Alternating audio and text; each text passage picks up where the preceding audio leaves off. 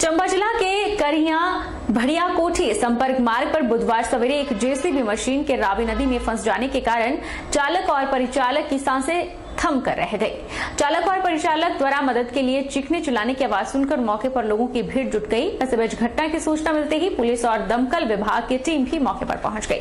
करीब 1 घंटे तक चले रेस्क्यू ऑपरेशन के बाद दोनों को सुरक्षित नदी से बाहर निकाला गया। इसके बाद ही पुलिस और दमकल विभाग की टीम ने राहत की सांस ली।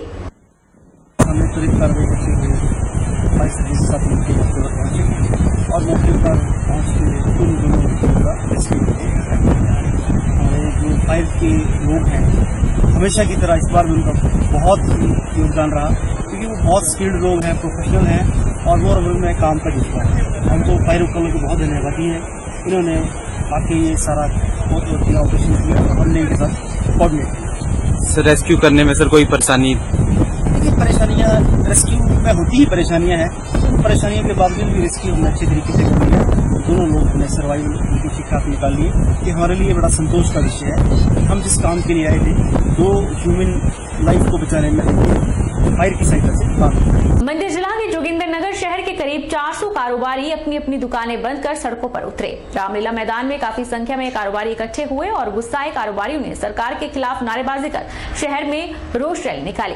बताया जा रहा है कि अपनी मांगों को लेकर कारोबारी लामबंद हुए हैं। वहीं क्षेत्र की मूलभूत सुविधाओं के अभाव पर सरकार के खिलाफ गुस्सा फूटा है। जोगिंदरनगर शहर का व्यापार बढ़े इसलिए प्रदेश सरकार बड़ा शैक्षणिक संस्थान, औद्योगिक संस्थान शहर में खोले जाने की मांग कारोबारी अरसे से कर रहे हैं, जिसे अनदेखा किया जा रहा है। सिविल अस्पताल जोगिंदरनगर लगभग 1 लाख लोगों को स्वास्थ्य सुविधा पहुंचाता है, लेकिन यहाँ विशेषज्ञ डॉक्टरों को डेपुटेशन और स्थानांतरण कर दिया गया है, जिस कारण उपचार के लिए अस्पताल पहुंच रहे मरीजों को परेशानी झेलनी पड़ रही है। इसलिए कारोबारी बाजार बंद कर शहर की सड़कों पर उतरे और विरोध प्रदर्शन करने को मजबूर हुए। स्थानीय कारोबारी और व्यापार मंडल के अध्यक्ष ने प्रदेश सरकार से मांग की है कि उपमंडल के सभी अस्पतालों में डॉक्टरों के खाली पदों को जल्द भरा जाए। स्थानीय अस्पताल में trauma centre, blood bank, MRI की सुविधा, ऑक्सीजन गैस प्लांट की सुविधा शुरू की जाए। यह भी व्यापारियों द्वारा मांग की गई है कि राष्ट्रीय उच्च मार्ग जो शहर के साथ होकर गुजरने वाला है, उसकी अलाइनमेंट को NHAI न बदले और यह राष्ट्रीय उच्च मार्ग शहर की सीमा के साथ होकर निकले। साथ ही NHAI से यह भी मांग की गई है कि राष्ट्रीय उच्च मार्ग 154 जो शहर के बीचों बीच गुजरता है, उसकी ऊंचाई कम की जाए, क्योंकि लगातार हो रही टायरिंग के कारण सड़क का लेवल दुकानों से ऊपर चला गया है, जिस कारण बरसात में बारिश का पानी दुकानों में आ जाता है और दुकान में रखे सामान का नुकसान होता है। अगर कारोबारियों की मांगे नहीं मानी गई तो यह विरोध प्रदर्शन और तेज होगा। अगर जरूरत पड़ी तो शहर के प्रमुख चौराहों को जाम कर हाईवे पर यातायात भी ठप करने से गुरेज नहीं किया जाएगा। जिला सोलन में बीते 2 दिनों में समुचित वर्षा से किसानों सहित हर वर्ग ने राहत की सांस ली है। लंबे अरसे के बाद बादलों के बरसने से अब जिला सोलन के किसान मक्की, जौ सहित विभिन्न फसलों की बिजाई करेंगे, जिसके लिए वह अब बीज खरीदने में लगे हुए हैं। कृषि ब्लॉक खंड सोलन के प्रभारी JP चौहान ने बताया कि टमाटर, शिमला मिर्च के लिए यह वर्षा बेहद लाभकारी है। सोलन कृषि ब्लॉक से किसान मक्की, चरी सहित अन्य फसलों की बिजाई करेंगे, जिसके लिए वह कृषि ब्लॉक से बीज खरीद रहे हैं। उन्होंने कहा कि सोलन कृषि ब्लॉक से अभी तक किसानों को 7 क्विंटल मक्की का बीज, 78 क्विंटल चरी और 45 किलो बाजरा का बीज दे चुके हैं। और इस टाइम जो बारिश हुई है, अगले खरीफ का जो हमारा मौसम चला हुआ है, जिसमें मक्की और बाजरा, चरी जो किसान भाइयों ने बीजना है, तो उसके लिए बहुत अच्छा समय और टाइम से बारिश हुई है, जिसके लिए विभाग के पास मेज KH 5892 किस्म की जो मक्की की भी किस्म आई है, मेज गोल्ड है, मेज KH 115 है। इसके बाद चरी और बाजरा हमारे पास अवेलेबल है, जिसमें से अभी तक मक्की की 7 कुंटल के आसपास लोग खरीद चुके हैं।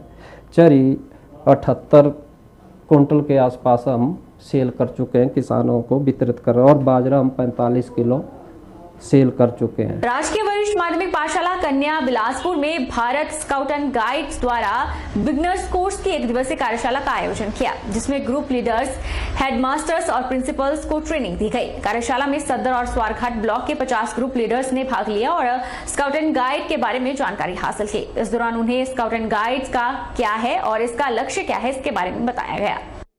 और इसमें जो जानकारी हमने इनको दे रखी है जानकारी है कि what is the scouting guiding and understand the concept of scouting guiding and recognize the need of scouting guiding in prison strategy and how to start and get them registered with the association. और sir इसमें और भी बहुत विषय हैं कि सबसे पहला हमारा जो विषय रहेगा इसमें रहेगा कि what is the scouting guiding, how to start the unit, उसका हमारा रहेगा defence section of the organisation रहेगा। हिमाचल प्रदेश की शक्तिपीठ नैना देवी में पंजाब से आए श्रद्धालुओं ने मंदिर में 2 किलो 56 ग्राम माता के चरण चढ़ाए। श्रद्धालु का कहना था कि माता के दरबार में मनौती की थी और आज पूरा परिवार माता के चरण अर्पित करने के लिए यहाँ पहुंचा है। यह माता के चरण उन्होंने मंदिर के बाहर बने माता के चरणों के ऊपर स्थापित किए हैं। श्रद्धालुओं ने जहाँ मंदिर की परिक्रमा की वहीं पर भजनों के द्वारा माता के मंदिर के वातावरण को धार्मिक रंगत में रंग दिया।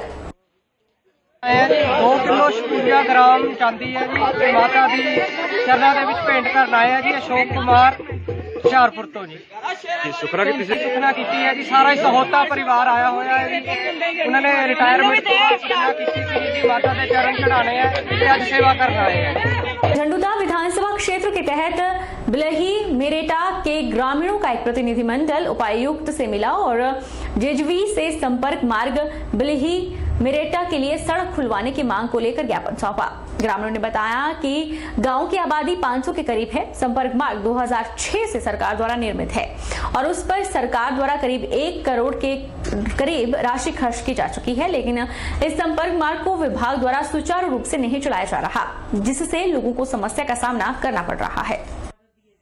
आज हमारे बली मरेटा गांव के लोग जो है वो हमारे डीसी महोदय से डेपुटेशन मिलने आया था, क्योंकि हमारे बली मरेटा के लिए जो है जेजमी से बली मरेटा बाया दुर्घाट बुहार के लिए जोड़ने वाला जो संपर्क मार्ग है वो काफी दिनों से बंद पड़ा है और लोगों को उसकी वजह से काफी दिक्कतें आ रही हैं, क्योंकि हमारे यहाँ पे कभी भी कोई बुजुर्ग बीमार होते हैं या प्रेग्नेंट महिला है तो उनको पालकी या पीठ पे उठा के आज की 20वीं सदी में भी उठा के लेके जाना पड़ता है।